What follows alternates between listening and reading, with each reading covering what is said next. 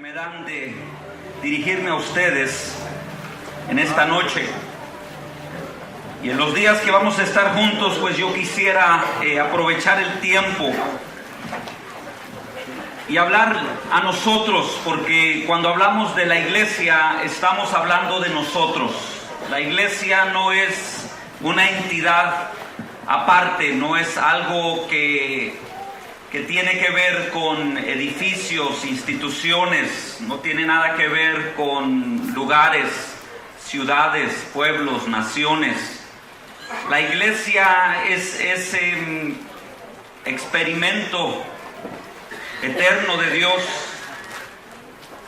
y en ese anhelo de que la promesa bíblica, en ese anhelo de que el sueño de Dios, yo creo que el Salmo 133 lo describe de la mejor manera, de que el anhelo de Dios es que los hermanos, los creyentes, la iglesia, su pueblo, pueda habitar juntos en armonía, porque Él tiene un anhelo también, y el anhelo es porque Él quiere enviar bendición y vida eterna. Y yo agradezco entonces en esta hora que me toca dirigirme a ustedes para hablar de ese también misterioso elemento de perseguir a una iglesia saludable. Si usted es pastor, yo no sé cómo se autocalifica, cómo se examina. Usted como líder, y mire a su congregación y llegue a una conclusión y haga la pregunta: ¿estará mi iglesia saludable? ¿Será saludable mi congregación? Yo como líder me debería hacer la pregunta: ¿seré yo como líder saludable? Y leyendo un poco el material que ustedes tienen frente a ustedes acerca de esta convención, se menciona que hace algunos años ustedes hablaron de líderes saludables, y que ahora sería conveniente de hablar de iglesias saludables. Pues déjenme unirme a ustedes en esta casa de qué es la iglesia saludable, cómo Dios puede llegar a una iglesia saludable, cómo Dios puede quedarse en una iglesia saludable, y cómo Dios puede empoderar una iglesia saludable. Amén. Yo creo que si Dios nos visita en estos 3 días, que yo sé que lo va a hacer no por nosotros, sino por amor a su nombre, sino porque Él lo prometió, que Él dijo: si nos congregamos en su nombre, ahí va a estar Él en medio de nosotros. Así es que aquí está el Señor, aquí está el Señor, y porque Él está aquí, entonces nosotros queremos que Él trate con nosotros, que nos ministre, y que en este tiempo el Señor pueda sacar algo de nosotros en esto que perseguimos de ser una iglesia saludable para su honra y su gloria. Ahora, la salud de la iglesia puede ser que sea relativo dependiendo el contexto en el que estemos o de dónde vengamos. Inclusive la Biblia tiene algunos ejemplos de este organismo que es la iglesia, este cuerpo, que se diagnostica y en ocasiones se encuentra que le falta algo, que necesita algo. Pudiéramos compararlo al cuerpo humano entonces, ¿no? Que a veces necesita vitaminas, a veces necesita una intervención quirúrgica, o a veces necesita descanso, a veces necesita ejercicio. Entonces, dependiendo en cómo encontremos el contexto del cuerpo, el diagnóstico que se va a dar, la receta que nos va a dar el médico para que nosotros podamos vivir una vida óptima, entonces va a variar. Yo tengo un padre muy hermoso, muy lindo, tiene una energía formidable. Él va a cumplir el próximo año, en abril, 88 años. Y él todavía predica y bautiza. La semana antepasada nosotros tuvimos bautismos en la iglesia, y él bautizó en uno de los servicios a más de 20 creyentes. Entonces él tiene un vigor, un hombre saludable. Y no hace muchos años él me dijo estas palabras, entonces tiene que entenderlo en contexto relativo. Usted sabe que cuando yo voy a platicar con él y a veces le digo: bueno, estaba frente a mí un viejito, se me queda viendo, pues relativo a qué, ¿no? Entonces cuando yo le digo: pues tendrá unos tantos años, y luego encuentra que es menor que él, entonces ahí es que viene la ofensa. Que yo le dije a alguien viejito que es menor que él, entonces ¿qué es él? Entonces he tenido que aprender a medir mis palabras. Un señor mayor en la edad de oro, un señor, en fin, ¿no?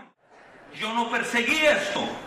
Por lo tanto, yo me entrego a un Dios que me dice: quiero que de aquí en adelante tú me sirvas el resto de tu vida. Yo tengo entonces que llegar a una conclusión. Si le creo a Él que esta es su obra, si le creo a Él que Él suple nuestras necesidades, si le creo a Él que Él sana nuestras dolencias, si le creo a Él que en su nombre la gente va a ser sana, va a ser salva, que si nosotros oramos por el enfermo, porque la Biblia dice que estas señales seguirán a los creyentes, pondrán manos sobre los enfermos y ellos van a sanar, se van a restaurar, y aquellos que estén atados de cualquier demonio, el Señor los va a hacer libres. Quiere decir que Dios, bendito sea su nombre, quiere decir que Dios tiene buenas intenciones, tiene intenciones saludables, que Él no nos va a sacar del pozo de la miseria, que Él no nos va a sacar de las adicciones que nos tenían atadas, que Él no nos va a sacar de esas depresiones tan terribles que sufríamos, para traernos a su luz admirable, para que entonces nosotros vengamos a carecer todos los recursos que Él tiene para que nosotros sigamos adelante. Yo vengo aquí en esta hora para decirles: sí, la iglesia tiene que tomar momentos como estos para hacerle la pregunta al Señor: haznos un examen. Como dijo el salmista: examíname, Señor, mírame. Y me doy cuenta que te he fallado, y me doy cuenta, Señor, que no soy el hombre o la mujer, que no somos la iglesia y la congregación o el movimiento, ya sea nacional, ya sea estatal, ya sea provincial, ya sea local, que deberíamos de ser. Lávanos con hisopo. Aleluya. Recrea estos huesos que has abatido. Vuélvenos el gozo de tu salvación. Yo espero que alguien salga de esta convención diciendo: el Señor me devolvió el gozo, el Señor consoló estos huesos que estaban abatidos, el Señor sanó estas heridas que yo traía, el Señor corrigió un poco mi visión. Y si logramos eso, hermanos, entonces esta va a haber sido una gran convención. Porque ¿sabe qué? Como dijo mi esposa, un día de estos va a sonar una trompeta y el Señor nos va a decir: buen siervo fiel, en lo poco fuiste fiel, pero ahora sí, esta era mi intención desde el principio, que tú caminaras conmigo en la tierra y hablabas a otros de mi nombre y me hicieras a mí famoso y me sirvieras como obrero fiel. Ahora vas a poder entrar en el gozo de tu Señor. Bendito el nombre de Cristo. El orgullo más grande, mis amados hermanos, no es cuánto vamos a soportar en esta vida. El orgullo más grande que tiene el cristiano es que juntos vamos a entrar a la gloria de Dios, gracias al sacrificio eterno de Jesucristo, nuestro Señor y nuestro Salvador. Aleluya. Bueno, tantas cosas que yo quiero compartir con ustedes en esta hora. Vine de tan lejos y dije: Señor, ¿qué digo? Gloria. Una de las cosas que encuentro peculiar es que en la Biblia hay 7 iglesias en el libro de Apocalipsis. Si usted se da cuenta que cada una de ellas tenía un diagnóstico diferente. Que el Señor le dijo a Juan: escríbele a estas iglesias y diles esto de mí. Que a cada una en particular yo quiero que consideren algunas cosas. Yo voy a invitarte en esta hora que consideremos algunas cosas. Pudiéramos hablar de Éfeso, de Esmirna, de Pérgamo, de Tiatira. Pudiéramos hablar de Filadelfia, pudiéramos hablar de la Odisea. Pero a esas iglesias en particular el Señor les habló y les dijo: algunas estaban tibias, otras habían abandonado su primer amor, a otras les dijo: van a ser perseguidas, prepárense.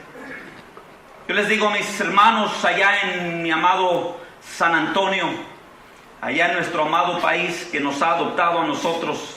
Mi esposa y yo llegamos a Estados Unidos cuando ella tenía 11 años y yo tenía 12 años. Ella es dominicana, yo soy mexicano, y quizá lo que más tenemos en común es nuestra experiencia en Estados Unidos. Porque de repente cuando le sale a ella lo dominicano, Hasta a mí me sale el acento dominicano, hermano. Cuando a ella se le sube lo dominicano, hasta esa unción me cae a mí también. Mis hijos desde siempre, ellos identifican cuando mi esposa está en su momento dominicano, donde Quisqueya la Bella, porque hay una transformación interesante. Y entonces a veces la ven a ella en el celular, y el acento que ellos no habían oído en casa se agudiza y dicen: ah, está hablando con Tita. Tita es mi suegra, su abuela, porque está en casa.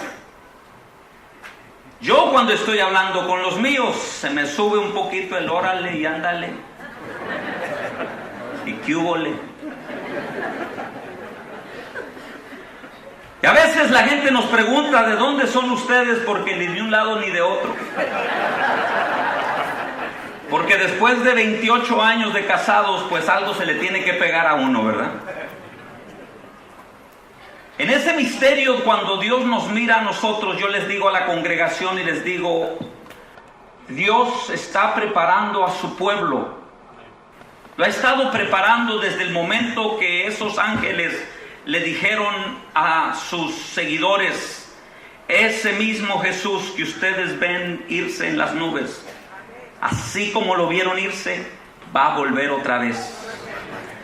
Y cada convención que pasa, yo los felicito porque están celebrando su fiesta de oro. Cada convención que pasa, cada día que pasa, nos acerca más a ese día.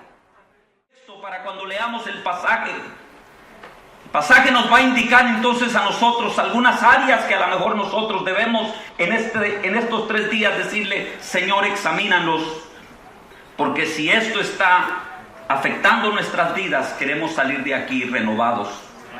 Empiece conmigo en el verso 21 que dice: también en aquel tiempo vino Josué y destruyó a los anaseos de los montes de Hebrón, de Debir, de Anab, de todos los montes de Judá y de todos los montes de Israel. Josué los destruyó a ellos y a sus ciudades. Ninguno de los anaseos quedó en la tierra de los hijos de Israel. Este es el verso, la clave de lo que yo quiero compartir con ustedes, si lo quieres subrayar. Solamente quedaron en Gaza, en Gat y Asdod. Tomó pues Josué toda la tierra conforme a todo lo que Jehová había dicho a Moisés, y la entregó Josué a los israelitas por herencia, conforme a su distribución, según sus tribus, y la tierra descansó de la guerra. Yo creo que los soldados y los hombres de guerra dijeron: qué bueno, puedo volver a casa finalmente. Puedo quitarme este casco, puedo quitarme estas sandalias y puedo estirar un poquito los pies, que alguien me dé un masaje, por favor. Quiero ir a Mar del Plata, unas vacaciones. Yo no sé qué dijeron, pero yo pienso que algunos de ellos descansaron porque la guerra es tensa. Si usted habla con algún soldado, ellos les dicen: cuando tú estás en la lid, cuando estás en la plena guerra, tú no puedes desenfocarte porque corres riesgo. Yo leía uno de los anécdotas estoy leyendo acerca de la Segunda Guerra Mundial, y una de las cosas que mencionaba el escritor mencionaba de que había hombres tan diestros para a larga distancia usar el rifle y extinguir la vida del enemigo, que ellos decían: nosotros no podíamos ni levantar la cabeza 1 milímetro porque esa gente estaba buscando a quién destruir.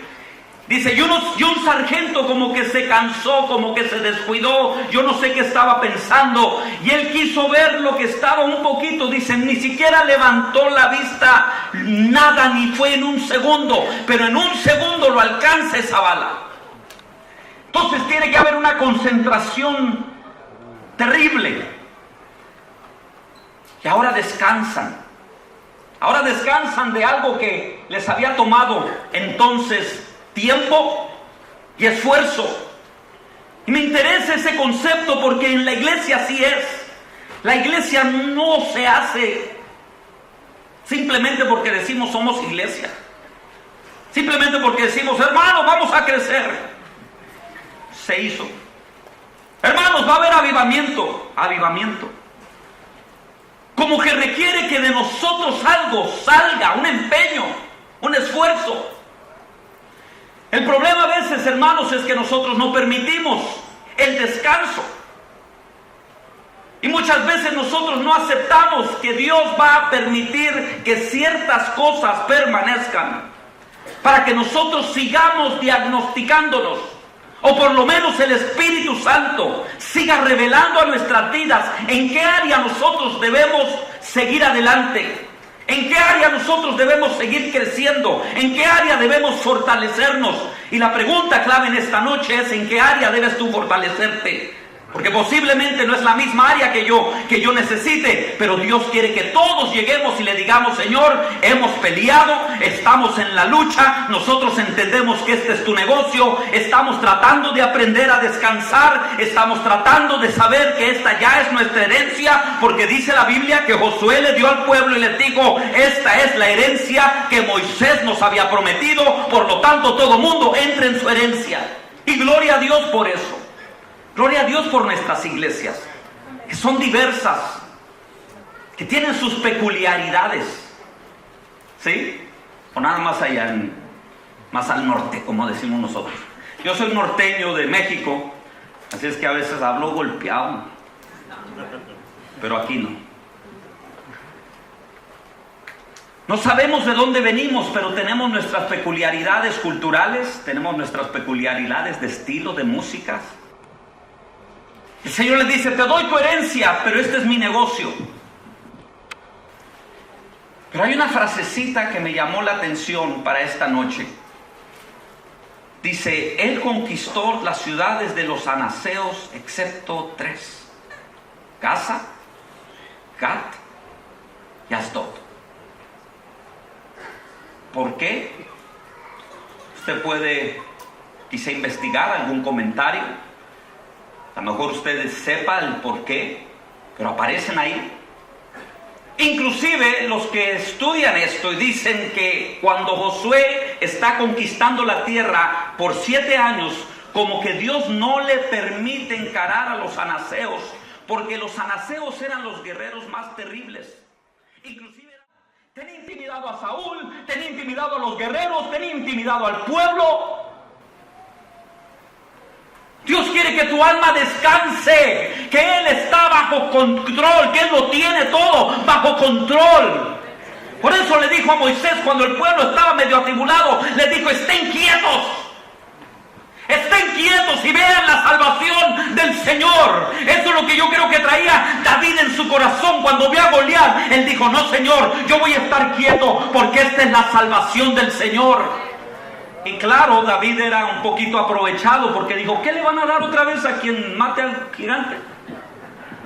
¿Se acuerdan? Algunos de ustedes no llegaron a esa parte de la historia, nada más les gustó la onda y la piedra. Se pone mejor la historia, porque hay recompensa para aquellos que confían en el Señor. Los que esperan en Jehová van a correr y no se van a cansar, van a caminar y no se van a fatigar, van a levantar vuelo como las águilas porque están saludables, y su salud depende de que están confiados en el que los tiene en el hueco de su mano. ¿Usted entiende ese principio? Que usted está en el cuidado del hueco de la mano de Dios. El enemigo tiene que venir a pedirle permiso a Dios para meterse con su iglesia, para meterse con su ministerio, para meterse con su familia, pero usted tiene que reposar y decirle: Señor, yo necesito estar tranquilo, no importa que se levanten de mí 10,000 en contra de mí, no importa quebrarme la mar, no importa que las montañas se muevan, yo estaré confiado porque Él es mi ayudador. Bendito sea el nombre de Jesús. ¿Qué le van a dar al que conquiste a este Goliat? Y le van a dar la mano de la hija del rey. Y ninguno de ustedes, papanatas, se atreven a esto. Y va a quedar exento de pagar impuestos el resto de su vida. Que le llegue una carta de este país a usted diciéndole: usted está exento de pagar impuestos el resto de su vida. ¿Qué haría? ¿Cuántos Goliat? ¿Dónde?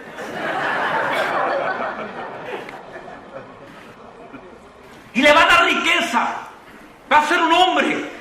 Pero la voz de Goliat opaca las promesas de Dios. Yo estaré con vosotros todos los días hasta el fin del mundo.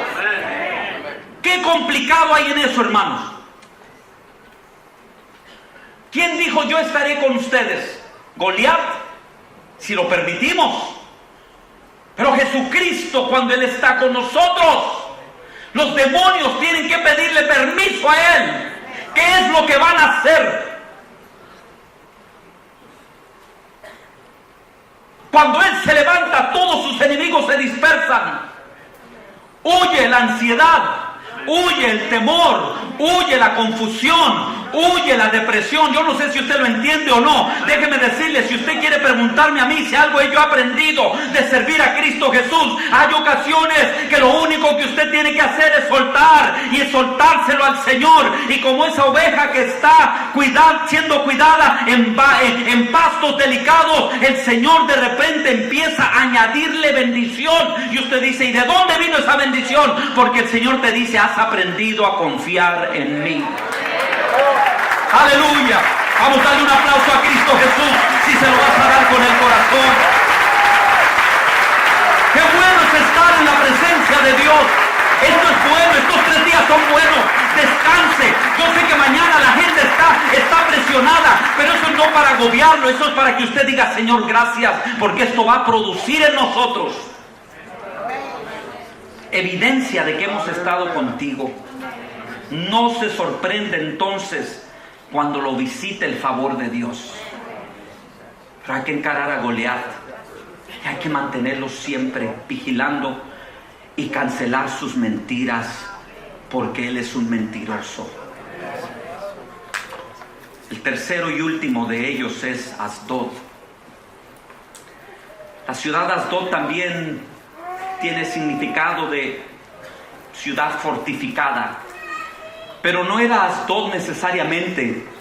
Era un templo que estaba en Asdod. Ese templo, si ustedes han oído los dioses que se presentan, ¿no?, en el Antiguo Testamento, se habla de Baal, de Acera, y luego hay uno que se menciona aquí, que es el dios Dagón. Esto está en los primeros capítulos del libro de Primera de Samuel, porque Primera de Samuel, los primeros capítulos nos ponen la base de la condición, es un diagnóstico de lo que estaba ocurriendo en el pueblo. El pueblo estaba enfermo.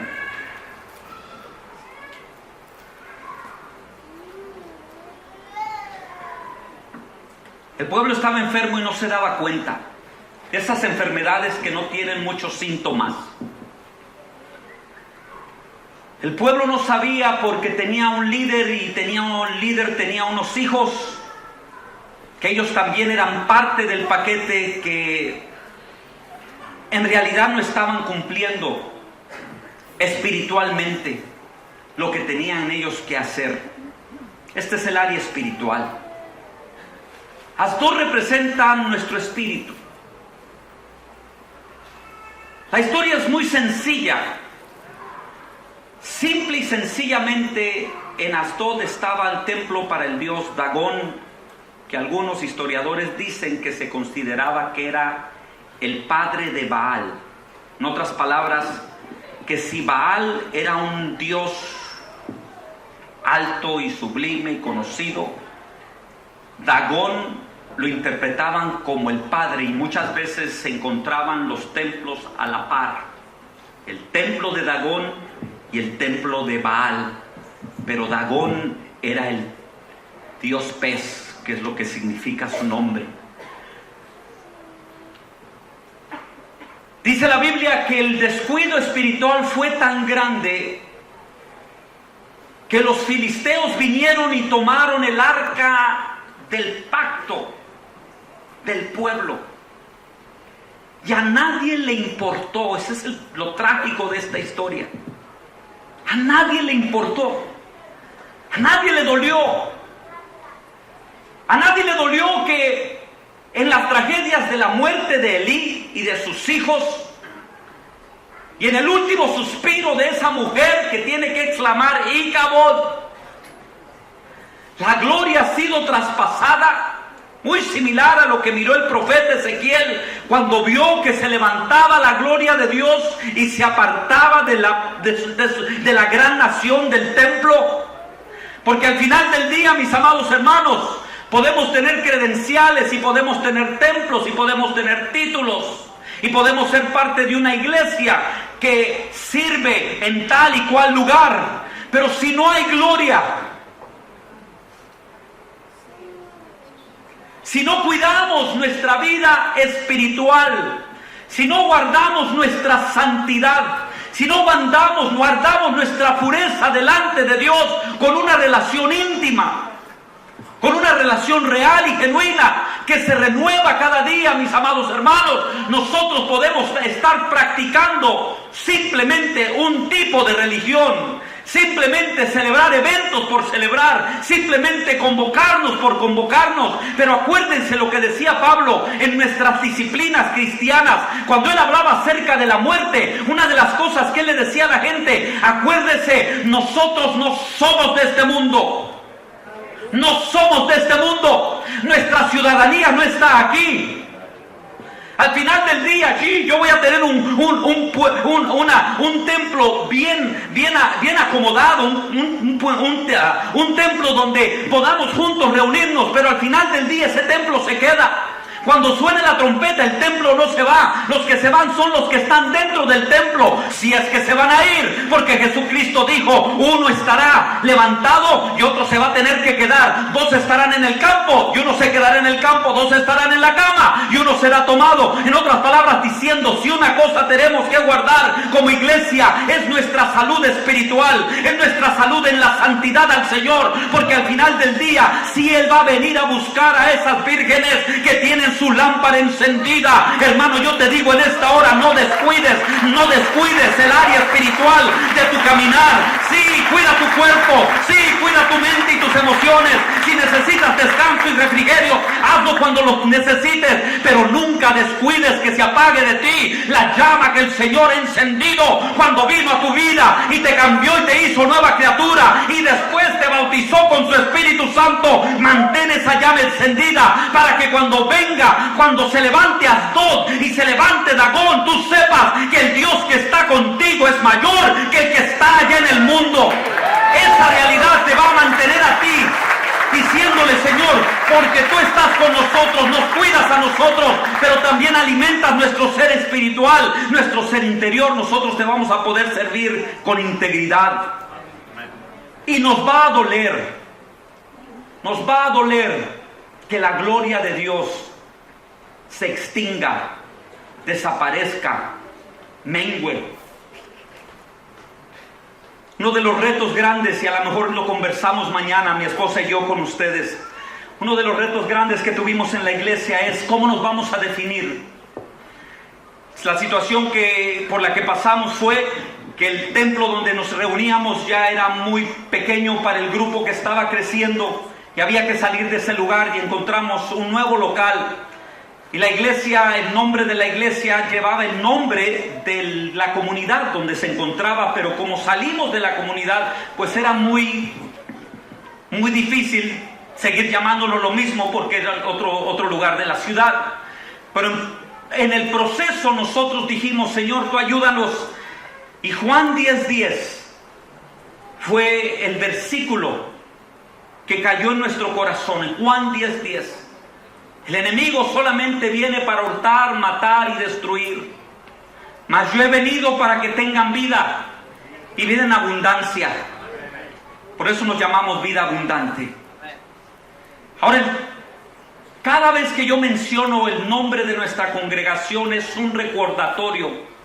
Suena una alarma en mi corazón y en mi mente y en mi espíritu. Y es esto: háganle honor al nombre. Si decimos que hay vida abundante, espero que cuando alguien entre por esas puertas encuentre una congregación con una vida desbordante en el Señor. Imagínese que usted se llame Vida Abundante y todo el mundo: el Señor mi fortaleza. ¿Qué va a decir? Tienen vida y un poco de pulso, pero abundante. Eso ya estamos exagerando un poquito. Y eso eso nos mantiene a nosotros diciendo: Señor, esta copa, este vaso, que en ocasiones se vacía porque se va a vaciar, que en ocasiones el Espíritu también necesita un momento en su presencia, que el Espíritu necesita tener el celo de Dios. Quizá una de las maneras que usted pueda identificar si hay salud espiritual en su vida o en su comunidad es si hay un celo. En otras palabras, un cuidado. Que usted mire a su alrededor y diga: esto refleja la grandeza de Dios. Mi vida refleja al Dios a que yo sirvo. Ese Dios que es antes de mí, que ha sido el eterno, que cuestionó al mismo Job cuando Job se atrevió a decirle a Dios: hey, mira mi circunstancia, y le dijo: ahora yo voy a hablar y tú te vas a callar. ¿Dónde estabas tú cuando yo estaba poniendo este universo en orden? Si me puedes contestar esa pregunta, entonces estamos a la par. Entiéndelo bien, mi amado hermano. El Dios que habita este lugar, no estamos hablando de este lugar aquí, estamos hablando de que Él lo llena todo y lo llena en todo, que tú no te puedes escapar de la presencia de Dios, que no importa dónde te montes en las alas de cualquier águila, que vueles lo más alto, allá te vas a topar con ese Dios poderoso. Que te metas a lo más profundo de la mar, allí está esperándote Dios. Por lo tanto, tienes que cuidar ese celo espiritual, que el Dios que nosotros servimos es el creador del universo, es el santo, es el poderoso. Delante de Él palmean los árboles, delante de Él brama la mar, delante de Él los ángeles se postran, los serafines, querubines entonan canción todos los días, en cada momento, diciendo: santo, santo, santo, Jehová de los ejércitos. No una parte de la tierra, no una fracción de la tierra, no un país de la tierra, toda la tierra está llena de tu gloria. Y dice Isaías que cuando vio esta imagen, dice: de repente me di cuenta que este es un Dios santo y que Él me ha llamado a un trabajo santo y que yo tengo que preparar mi vida y mantenerla saludable y santa. Dice: porque caí como muerto delante de Él, porque encontré que yo era un hombre de labios y que estaba rodeado de gente pecadora, y mis labios también estaban cubiertos de pecado. Pero Dios, que es tan bueno, cuando tú te humillas delante de su presencia, dice que Él manda un carbón encendido de su mismo altar y toca tus labios y dice: he aquí, esto ha tocado tu boca. Ahora sí vamos a tratar con Dagón, ahora sí vamos a tratar con Goliat, ahora sí vamos a tratar con Dalila. Y el que está con nosotros es un poderoso gigante, bendito sea su nombre. Pero hay que mantener eso vivo, hay que cultivarlo, hay que perseguirlo, y si es necesario decirle: Señor, toca nuevamente mis labios. No venir a la convención y decir: no quiero que los hermanos sepan que yo estoy pasando por un momento difícil, que mi vida física se está debilitando en el sentido de que yo estoy peligrando, que mi vida emocional está pasando por una crisis, que mi vida espiritual necesita un toque nuevo y fresco de la presencia de Dios.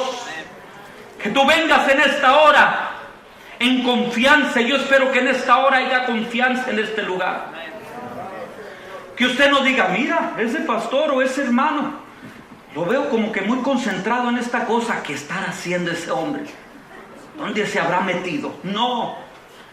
Decirle: eso es lo que yo quiero: hambre de Dios, hambre de Dios, hambre de su presencia, hambre de su gracia. Y si yo he venido a decirles algo en este día, es que ese mismo Dios que te llamó no ha cambiado. Ese mismo Dios que sembró esa iglesia con esas 5 personas es el mismo Dios que te dio esos sueños. Ese Dios que estableció esta iglesia hace 50 años es el mismo Dios que, si Él tarda 50 años más en venir, tiene un delegado para esta iglesia, para que siga predicando el evangelio en este bendito país, este país de La Plata, este país donde usted puede decirle a la gente: bueno, este será el país de La Plata, y nosotros no tenemos ni plata ni oro, pero lo que tenemos lo vamos a dar: el nombre bendito de Jesucristo. Y Jesucristo, que respalda a una persona que su cuerpo, su espíritu y su alma está totalmente rendida a Él, no te abrir paso, Él va a abrir aquello que inclusive algunos de ustedes han llegado a este lugar y hay algo que ha estado impidiendo que la iglesia siga adelante. El Señor te trajo aquí para decirte: no te preocupes, yo ya estoy listo para darte a ti la próxima bendición. Pero en esta hora simplemente aquieta tu alma, aquieta tu cuerpo, aquieta tu espíritu, acércate al Señor. Vamos, póngase de pie conmigo en esta hora y vamos a levantar nuestras manos en este lugar. Y yo no sé en esta hora si hay algo en peculiar que tú necesites que Dios toque. Pero si vamos a empezar esta reunión, vamos a decirle: Señor, examíname. Y así como me llevaron a esa enfermería y me dijeron: ¿qué ves enfrente de ti? Yo tuve que confesar que no miraba nada. Y en vez de burlarse de mí, me dieron lo que yo necesitaba: una cita. Y el médico, el oculista, no abusó de mí. Él me dice: te voy a ayudar. Y empezó a jugar con unos lentes, diferentes graduaciones, hasta que yo quedé viendo claro. Ese Cristo está aquí en esta hora para tocar tu vida y decirte: vine a animarte. Aquí está el Espíritu Santo para decir: no he acabado de llenar tu vida, tengo más bendición y tengo más unción. Si tu alma está agobiada en esta hora, echa sobre Él tus cargas. Vamos, hemos llegado por un momento al consultorio del gran médico espiritual. Aleluya. Vamos, dama. Vamos, caballero. Vamos, joven. Vamos, señorita. Aprovechemos en esta tarde y le digamos: Señor, queremos una iglesia saludable.